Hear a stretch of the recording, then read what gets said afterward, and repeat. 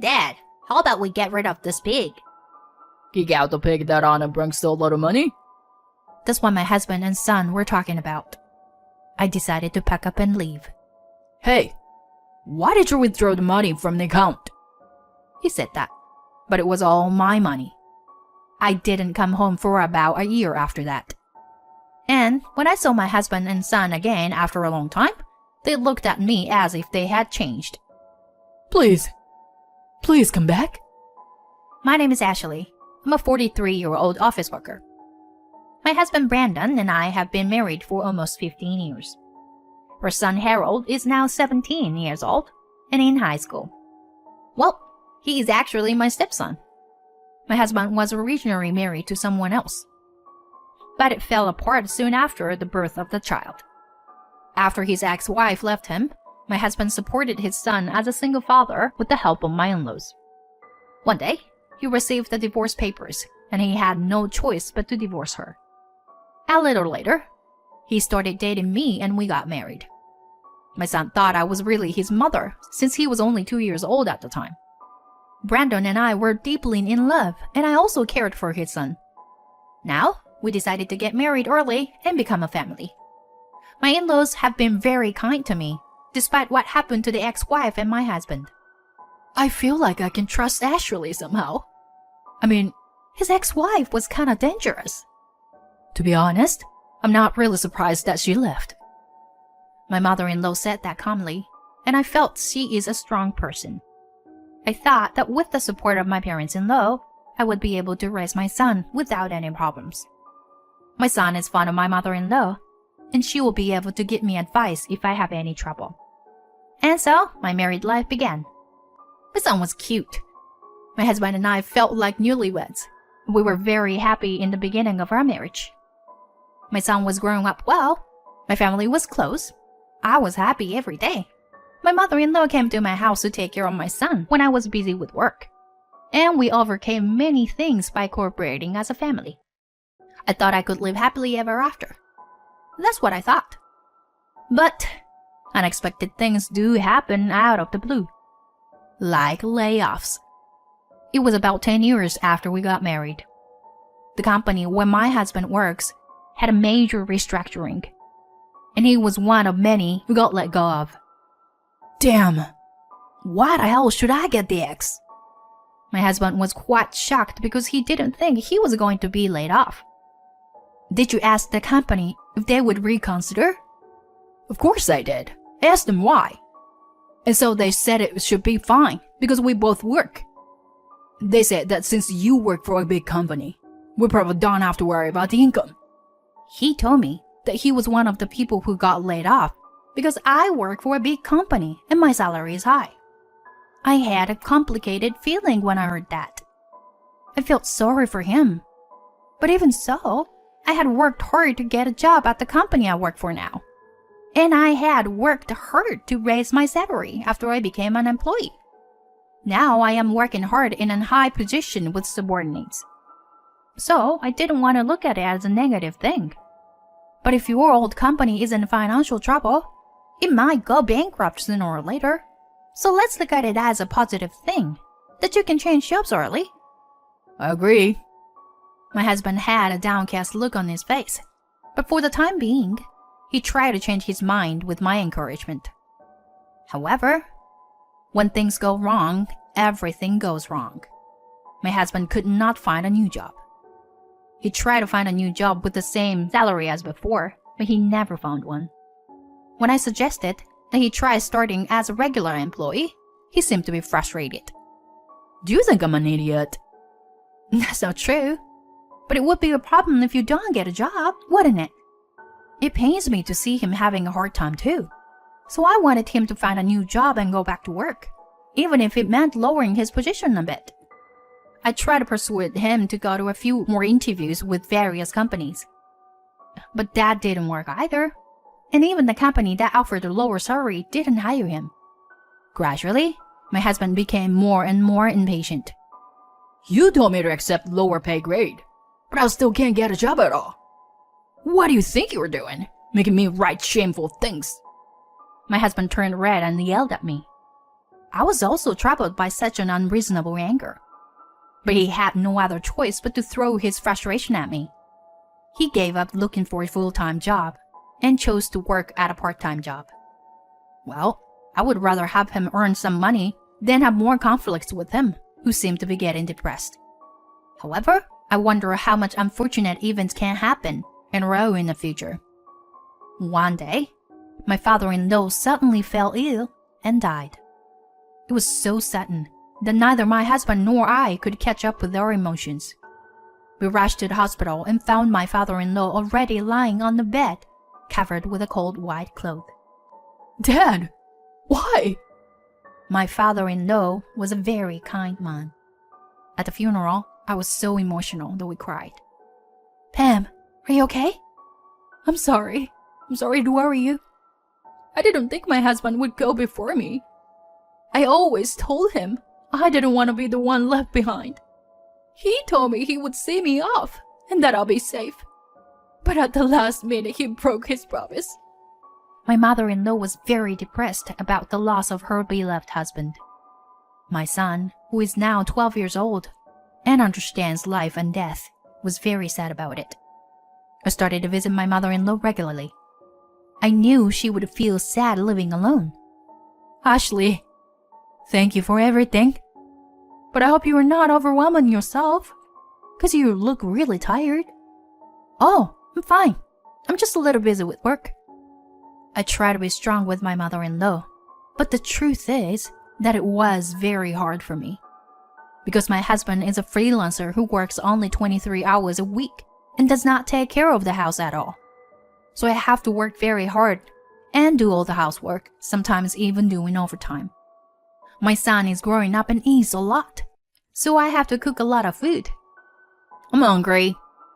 My son does not know the hardships I have to go through. But he selfishly asked me to cook for his own convenience. I'll make it now, so just wait a bit. What the hell? You're so useless. Hey, why are you talking back to your mother like that? Shut up. Then do your chores. Has my son entered his rebellious phase? He started behaving badly toward me. I'm exhausted both mentally and physically. Hey, can you say something to him? Harold's attitude has been a little bit terrible lately. I talked to my husband about it, and he said in a painstaking way. Most sons have that kind of attitude towards their mothers. I guess his attitude will change when he becomes a member of society, right? He didn't take my side, so my son could do whatever he wanted. Mom, give me more allowance. I can't. I'm giving you enough. We still have to make ends meet. You're living on my father's money. I was at a loss for words, and so my husband looking at me from a distance. In fact, he asked me to hide the fact that he is a freelancer from my son. He wants to maintain his dignity as a father or something. I don't mind it, but it's important to him. However, I thought that it surely has an influence on my son when I hear such a statement from him. My mother, who works part-time and has a low income, is not much different from me. When I'm in high school and have a part-time job, I'll be able to make as much money as you do. My son said that and didn't listen to me at all. I was getting more and more stressed, and it showed in my health. I couldn't eat with my son and husband, who eat a lot because I had to cook for them first. So I fed them both and then ate my share. This meant that I had to eat a little later at night, and the stress made me gain weight easily. I found myself gaining 2 pounds, 5 pounds, and then 20 pounds in 6 months. I wasn't fat, but I was a little plump. But my son and husband started to tease me, calling me a pig. You have no self-control. Mom, please don't come to my class. It's embarrassing. My son became more and more brash in junior high, and it was my husband's fault. Hey, why do you have the latest gaming console? I got it for him because he asked for it. Where did you get the money? I took it out of our shared account. Why did you do that? What do you care? It's our money. And as his father, it's my way of bonding with him. Buying him things is how you bond with your kid? What kind of thinking is that? Shut up. If we play games together, we're spending quality time together, right? Don't make a big deal out of it. What you should care about is your own body shape. After that, my husband bought something for my son whenever he asked for it. Because he begged me but I didn't buy him anything, my son started to beg my husband all the time. My son's begging made my husband feel better, and he would buy him anything he wanted. But the money came from our shared account. He has been putting some of the money into the account, but it is running out at a tremendous pace. And it seems that even the money I am putting into the account will be used up if I don't do something. When my son became a high school student, my husband bought him expensive wallets and brand name clothes. Probably to lie to my son.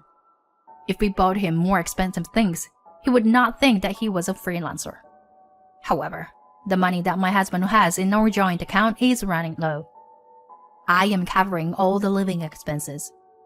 My husband is completely lacking in this area, but he still buys things for our son with the money in the shared account.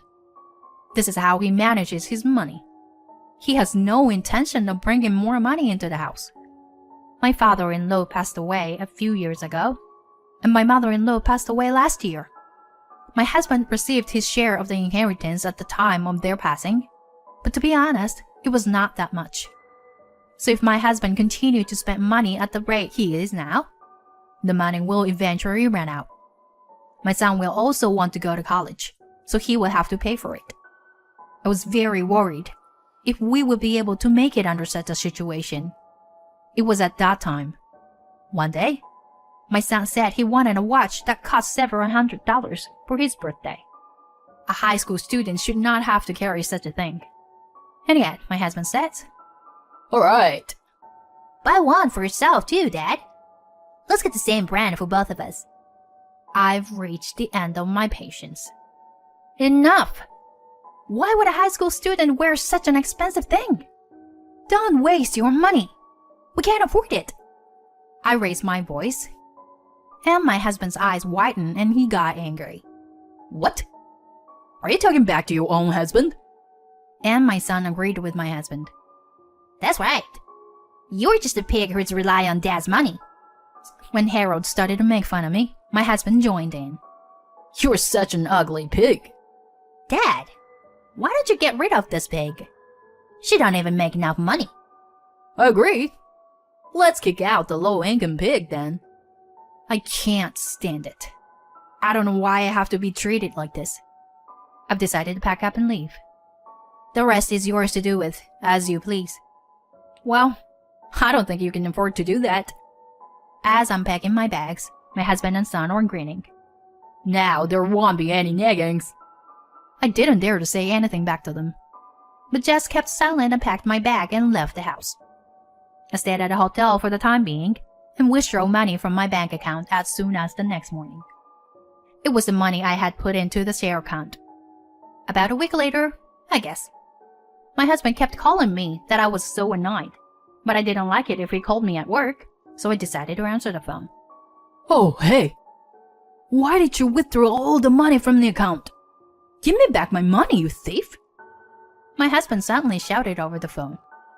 It's all my money. You're mistaken. The money in the shared account isn't the only way you put in. There's also the money I've been putting in every month, and I don't want you to use it without my permission. I withdraw what I put in, so the balance is what you've been putting into it and spending. If there's nothing left, then you have to spend all your savings. Oh no. Ashley, come back. I hung up the moment he said that, and immediately blocked his number. You should know how hard it is to be without me. I didn't come home for about a year after that. I got tons of messages from my husband and son during that time. Apparently, after a few months, my husband's part-time salary was no longer enough to support themselves. My son also noticed that their life had suddenly become poor and questioned my husband. He finally confessed, and from then on, he and my son both tried desperately to get me to come back. I rented an apartment near my office to make it easier for me to get to my office, and put more effort into my work than ever before. Thanks to this, I was able to successfully complete the big project. After a year of smooth sailing at work, I decided to meet my husband and son for a break. When I saw them again for the first time in a long time, they both looked different and hang on to me. Their clothes were in tatters, and their hair was a mess. My husband and son had lost a lot of weight since the last time I saw them, as if they had not been eating properly. They looked really scrawny. By the way, I too have lost 20 pounds in the past year, and I am back to my former weight. But I have hardly changed my diet at all, and I lost the weight just by being away from my husband and son, reducing my stress, and getting a moderate amount of exercise. Please, I beg you, please come back. My husband got down on his knees. I came to see you today to formally demand a divorce. My husband and son turned pale when I said that. Wait, if we get divorced, we'll be living in the streets. That's right. I sold everything I had ever worn, even my brand name clothes, to pay for lunch for a month. I can't stand the thought of being poor. I don't know about that. You've been abusing me and treating me like a slave. I'm sick of you. And I've realized that I don't need you in my life. So I'm cutting you off completely. I said this, and my son said with a start. Then pay child support. If you and Dad get divorced, you're gonna have to pay child support, right? The son said. And the husband took advantage. Since you make more money than me, I'll divorce you if you pay child support every month. He looks very proud of himself, as if he has come up with a brilliant idea.